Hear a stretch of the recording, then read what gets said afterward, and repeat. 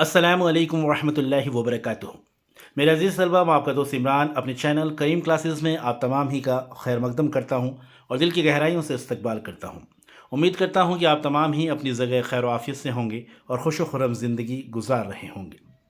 मेरे अज़ीज़ तलबा, आज की इस वीडियो में क्लास 12 के निशाब में शामिल एक बहुत ही प्यारी सी नज़म जिसका नाम है गौरे गिरेवा, और इस नज़म को लिखा है यानी इसके शायर जो हैं वो हैं अली हैदर नज़म तबातबाई।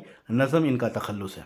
तो आज के इस वीडियो में इस नज़म का जो खुलासा है बहुत ही आसान ज़बान में मैं आपको समझाने वाला हूँ। बड़ा प्यारा सा वीडियो है, छोटा सा वीडियो होगा, तो इस वीडियो को ज़रूर पूरा देखिएगा क्योंकि एग्ज़ाम में अक्सर नज़म का खुलासा पूछा जाता है और अगर इस नज़म का खुलासा एग्ज़ाम में पूछा जाएगा तो बड़ी आसानी से आप इसका जवाब दे पाएंगे। तो जैसा कि हमारी नज़म का जो उन्वान है वो है गौरे गिरेवा। गौरे गिरेवा का मैं मतलब आपको बताना चाहूँगा। गौर का मतलब होता है कब्र और गिरेवा मतलब होता है उजड़े हुए लोग, यानी उजड़े हुए लोगों की कब्र।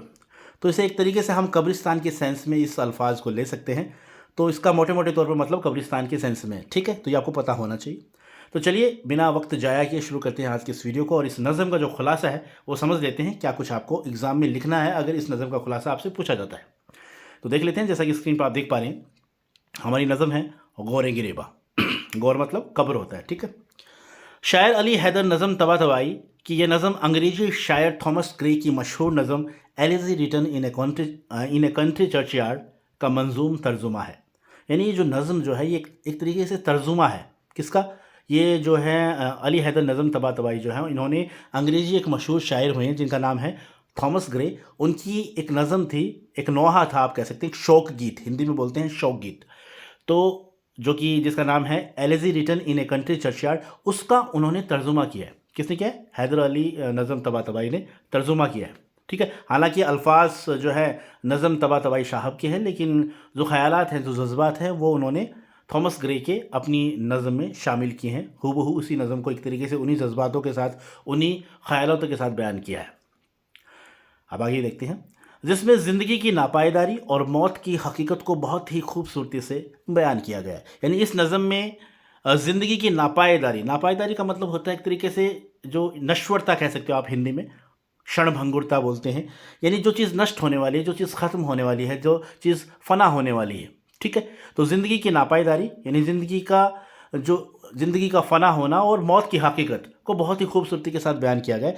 यानी ये ज़िंदगी जो है एक छोटे से वक्फे के लिए हर इंसान या दुनिया की जितनी भी नफ्स है वो एक छोटे से वक्फे के लिए, एक पीरियड के लिए इस दुनिया में आती है। बाद में उसको सभी को ख़त्म होना है। यानी कुरान शरीफ में एक आयत भी है बड़ी प्यारी सी, कुल्लुन नफ्सुन ज़ायक़तुल मौत, यानी दुनिया की हर नफ्स को मौत का मज़ा चखना है और हर इंसान इससे इत्तेफाक रखता है। यानी कोई भी इंसान इस हकीकत से इनकार नहीं कर सकता।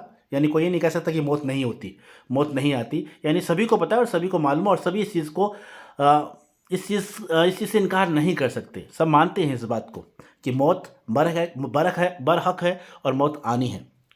तो इसी चीज़ को इसी बात को इस नज़म में बहुत ही खूबसूरती के साथ बयान किया गया। यानी उस पर जो है सोचने के लिए मजबूर किया गया एक तरीके से। अगर आप इस नज़म को सुनेंगे तो आप एक पल के लिए उसे ये ज़िंदगी के बारे में सोचने को मजबूर हो जाएंगे कि हमारी ज़िंदगी की जो हकीकत है वो क्या है। ठीक। आगे देखते हैं। नज़म में शायर एक गांव के कब्रिस्तान के शाम के मंजर को पेश करता है जहां दिन के काम से थके हुए किसान और परिंदे अपने घरों को वापस लौटे जा रहे हैं। यानी इस नज़म का जो पहला बंद है उस बंद में यही चीज़ बयान की गई है कि यही बात बयान की गई है कि जो शायर शाम के समय कब्रिस्तान के एक मंजर को बयान करता है। चारों तरफ एक तरीके से जो है सन्नाटा है। ठीक है ना, हू का आलम है जैसा कि बताया गया है। तो चारों तरफ एकदम सन्नाटा है और जो चरागाहों में जो मवेशी चढ़ने जाते हैं शाम के वक्त वो लौट रहे हैं, तो उस नज़ारे को बयान किया है। दहकां जो किसान होते हैं वो भी शाम को अपने घरों की तरफ लौट रहे हैं, तो उस मंजर को एक तरीके से बयान किया गया है अल्फाज लफ्ज़ों के ज़रिए। ठीक है। तो ये बात पहले बंद में बताई गई है। गुरूब आफ्ताब के बाद माशरा वीरान और खामोश हो जाता है। यानी जैसे ही आफ्ताब सूरज जो है छिप जाता है तो चारों तरफ सन्नाटे का माहौल, सुनसान माहौल हो जाता है। एकदम जो है शांति छा जाती है, चारों तरफ सुकून छा जाता है, सुकून तारी हो जाता है। शायर ये दिखाता है कि दुनिया की शौकत, ताकत, दौलत और अजमत सब फ़ानी हैं।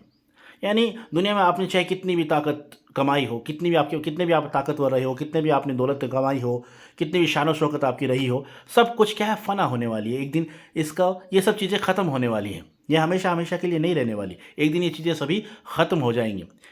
اور سب کو موت کا مزہ چکھنا ہے. یعنی جیسے ہی انسان کو موت آئے گی، یعنی جیسے ہی انسان اپنے موت کے قریب آئے گا، اسے موت ملے گی، تو یہ جو جتنی بھی دولت، طاقت، شان و شوکت، عظمت جو بھی ہے، وہ سب اس موت کے ساتھ ہی ختم ہونے والی ہے.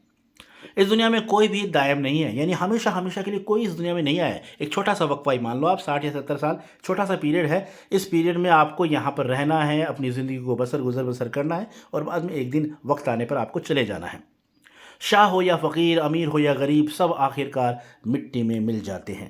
چاہے کتنا بھی بڑا بادشاہ رہا ہو، فقیر ہو، امیر ہو، غریب ہو، یعنی موت کسی کو بھی نہیں بخشتی ہے. جب جس کا وقت آئے گا اسے اس دن مٹی میں مل جانا ہے، اس فانی دنیا سے رخصت ہو جانا ہے. آگے دیکھتے ہیں. شاعر ہمیں عبرت لینے کی نصیحت کرتا ہے کہ فخر و غرور چھوڑ کر عاجزی اختیار کریں اور اچھے اعمال میں اپنی زندگی صرف کریں، کیونکہ موت سب کو یکساں بنا دیتی ہے.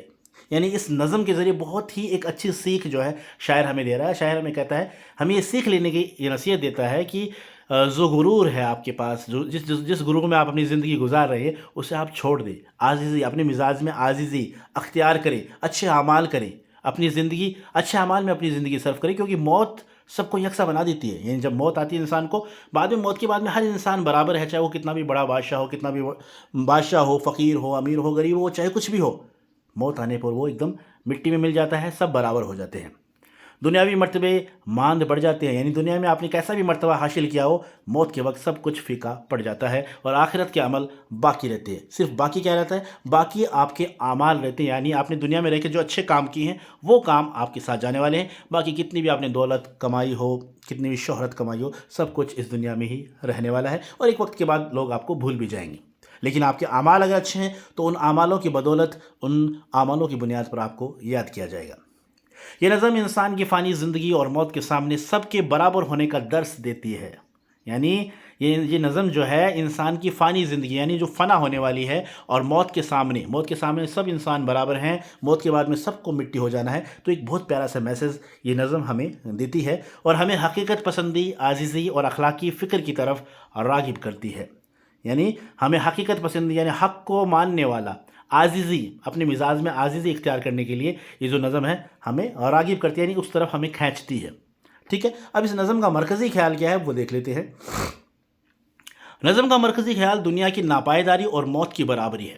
یعنی یہی اس کا جو مرکزی خیال ہے کہ دنیا کی ناپائیداری، یعنی دنیا جو ہے ختم ہونے والی ہے، نشور یہ جو ہے ختم ہونے والی ہے، اور موت کی برابری ہے، اور موت کے بعد میں سب برابر ہیں. چاہے کتنا بھی امیر غریب، کیسا بھی انسان رہا ہو، کتنا بھی طاقتور رہا ہو، موت آنے پر سب کیا ہے؟ مٹی میں ملنے والے ہیں، سب برابر ہونے والے ہیں. موت کے سامنے نہ کوئی بادشاہ باقی رہتا ہے، نہ فقیر، سب کو موت آنے والی ہے. لہٰذا انسان کو غرور، فخر اور لالچ چھوڑ کر عاجزی، نیکی اور انسانیت کا راستہ اپنانا چاہیے. تو یہ ایک پیارا سا میسج یہ نظم ہمیں دیتی ہے. بڑی پیاری سی نظم تھی، یہی اس کا مرکزی خیال تھا. اسی طریقے سے اگر آپ سے خلاصہ پوچھا جائے اس نظم کا، تو یہ باتیں آپ کو اپنے جواب میں بیان کرنی ہے، لکھنی ہے.